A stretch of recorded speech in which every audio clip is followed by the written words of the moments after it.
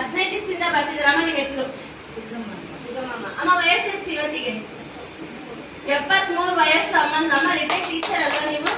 Okay, ಅಮ್ಮ ಬಂದು retired teacher, 73 ವಯಸ್ಸು. ಇವತ್ತು ಅಮ್ಮನ ಬರ್ತಡೇ ಇದೆ, ನಾವೆಲ್ಲ ವಿಶ್ ಮಾಡ್ಬೋದಾ? Okay madam.